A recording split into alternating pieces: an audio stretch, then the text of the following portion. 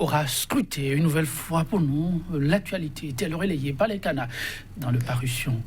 Quand je viens m'étonner déjà en position pour nous faire le point de sa collecte. Quand je viens m'étonner, bonjour. Bonjour Joël Tondi, bonjour également à nos amis téléspectateurs. Vendredi, nous bouclons notre randonnée avec nos confrères. Alors, qu'est-ce qu'il y a de spécifique ce jour? La grève annoncée dans l'administration par la CSTB, c'est ça qui occupe le devant de l'actualité, sans oublier que au niveau donc de l'exécutif, on travaille davantage à rassurer la population. Rassurer la population, c'est évaluer les dégâts suite aux incidents des 1er et 2 mai. C'est également situer les responsabilités en la matière. Le gouvernement croit déceler des cocaïnes ou du moins de la drogue, du chanvre indien dans le corps donc, de certains nombres de manifestants. Également dans la République, il y a beaucoup plus de menaces.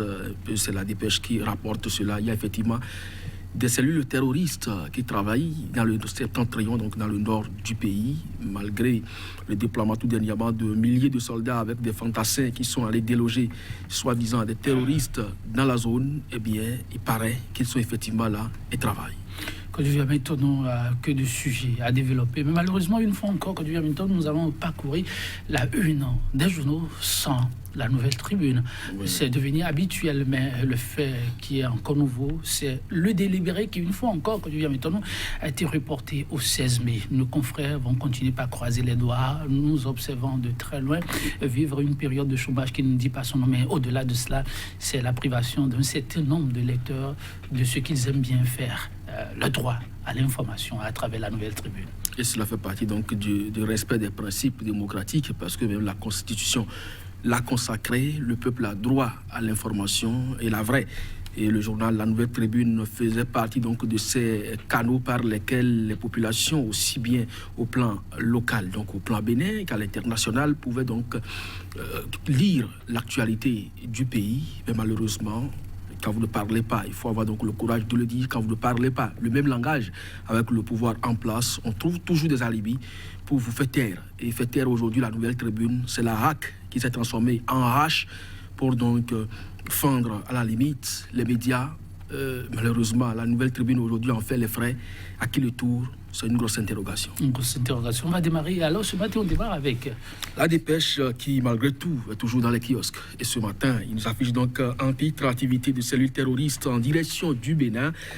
La menace djihadiste, ce n'est pas du bluff, écrit donc le journal dossier. Donc vous avez tout un dossier consacré à la question. Vous avez donc le zoom sur les cellules terroristes en Afrique de l'Ouest désormais. Et puis face aux conditions socio-professionnelles dégradantes des travailleurs, la CSTB en grève dès mercredi prochain. Et plus grave encore, je l'ai dit, sécurité sanitaire des substances toxiques et cancérigènes retrouvées dans des couches bébés.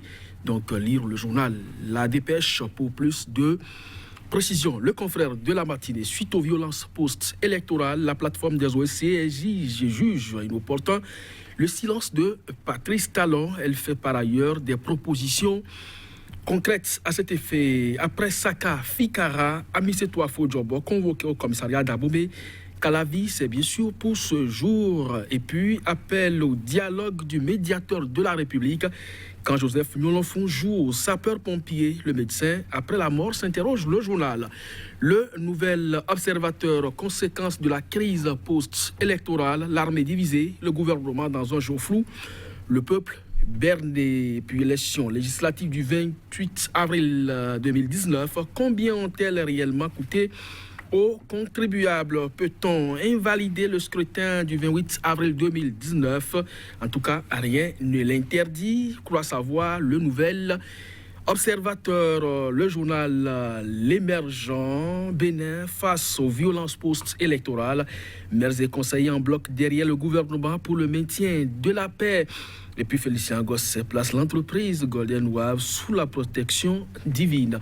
L'événement du jour au sujet des casses opérées lors du scrutin du 28 avril, Joël Tondi écrit l'événement du jour. Les manifestants étaient drogués selon le ministre de la Santé. Puis le journal Matin libre, des émissaires du gouvernement chez Sassou, Ouattara et compagnie. Sincérité ou ruse, en tout cas Talon est-il prêt à exécuter les recommandations de ses pairs? S'interroge le journal Matin libre, commissariat spécial de Nantokpa. Les M circulent à nouveau dans le marché. C'est donc une information apportée à l'attention de la police. Le journal Point Média, nos satisfactions de revendications. La CSTB lance une grève de protestation. Le gouvernement dans l'œil du cyclone. Et puis, mécontentement issu du dernier processus électoral, le gouvernement tente de baisser la température des émissaires chez les citoyens du Nord parce que le vin est tiré, s'interroge le canard. Gouvernance du régime de la rupture, le vivre ensemble des Béninois mis à mal, Jolie Tonchi. Merci, Kodouya-Mentonou. Que deux sujets, Kodouya-Mentonou, je suis vraiment embarrassé. On va y aller peut-être très rapidement. Je dis-moi, avec l'événement du jour là, vous avez arraché le sourire à votre confrère, collègue. Mais j'imagine beaucoup ont souri aussi quand ils ont appris l'information. C'est triste pour le Bénin, encore de la drogue, toujours de la drogue. L'événement du jour, les manifestants étaient des drogués, constat ministre de la Santé, en tout cas pour ce qui a été constaté dans le sang des concernés. Oui, c'est vrai que ça vous a arraché le sourire parce que vous avez appris, au-delà donc du conteneur, c'est les humains qui transportent désormais la drogue dans leur sang. C'est ridicule dans un premier temps, mais c'est suffisamment grave quand ça vient d'une autorité ministérielle et qui plus est de la santé.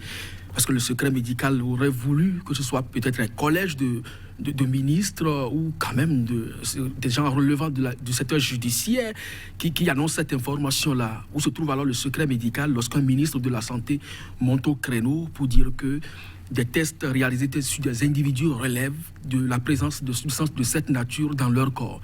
C'est plus grave encore plus lorsque on sait que dans ces incidents, il y avait eu des pertes en vies humaines et que le ministre, non seulement le Conseil des ministres de la veille n'en a pas fait cas, et que le ministre de la Santé monte également au créneau et ne dit rien à propos des pertes en vies humaines. Mieux, le CNHU, l'hôpital de référence, est aujourd'hui cité comme un centre ou un dossier médical d'une dame qui a succombé également de ses blessures. Le dossier a disparu. Un supposé donc disparition de dossier. Le ministre de la Santé monte également au créneau et n'en dit rien et trouve simplement qu'il y a de la drogue dans le sang des manifestants. Alors, c'est un peu comme pour reprendre un internaute pour savoir si à Kilibo, à Tchaourou, à Perere, à Savè, où il n'y a pas eu de vote, si effectivement des manifestants à ce niveau également ont été analysés et qu'est-ce que recèle leur sang.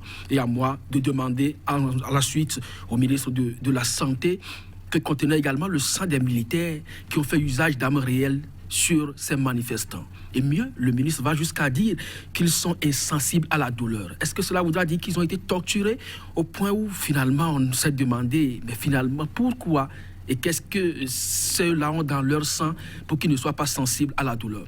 Je crois qu'il y a des propos qui ne facilitent pas la tâche au gouvernement parce que précédemment, un autre ministre avait dit qu'il est prêt à brûler des citoyens qui se seraient à mesure de tenter de brûler entre-temps les urnes éventuellement, leur fracturer les côtes. Aujourd'hui, c'est un autre ministre qui pense que les citoyens sont insensibles aux douleurs et qui sont amenés à faire des tests sur leur sang pour réaliser qu'ils contiennent de la drogue. Franchement, le désert de compétences se révèle de plus en plus. En tout cas, une fois encore, la paix, ça passe aussi par les actes. Le Bénin en a besoin. Quand je viens maintenant, le confrère de la matinée qui revient sur la situation, c'est la plateforme, à sa une, pour rapporter les écrits, la plateforme qui s'inquiète du silence du chef de l'État. Vous avez évoqué tout à l'heure silence à plusieurs niveaux. Le chef de l'État est attendu, mais toujours et encore du silence. Mais je reste avec le confrère pour faire un condensé et vous laisser la parole. Le confrère de la matinée qui constate que, en tout cas, il y a un qui a parlé, c'est le médiateur, qui parle aussi de paix, mais nos confrères la voient plutôt un sapeur-pompier. Moi, j'ai été surpris quand il dit qu'il fait partie des rédacteurs du communiqué qu'il a lu. Parce que c'est un communiqué qui a été quand même saisi sur ordinateur et imprimé. Et lui, il a mis en dessous son nom avec le bic et il met porte-parole de président d'institution. On le rappelle encore une fois, il a jugé, mais il est illégitime et illégal dans sa position aujourd'hui parce qu'il est en fin d'exercice depuis 2018. Il porte aujourd'hui la signature d'un communiqué au cours d'une rencontre élargie au médiateur parce que c'est une rencontre entre le chef de l'État et les présidents d'institutions, mais une rencontre élargie désormais donc au médiateur de la République. Il dit qu'il est signateur de ce communiqué. Et il dit, oui, appel à la paix, vous avez dit, mais il dit, le vin est tiré et lui pense qu'il faut le boire. Et c'est pourquoi le journal, le Point Média aussi, à la suite donc du conflit de la matinée, s'est demandé parce que le vin est tiré. Et donc c'est une interrogation à une de ce jour-là. Donc pour montrer jusqu'à quel point on prépare autrement la paix au Bénin. Relevant donc du médiateur de la République, moi je suis désolé, mais ce n'est pas une invite à la paix et ce n'est pas le rôle du médiateur de la République que de se comporter comme cela.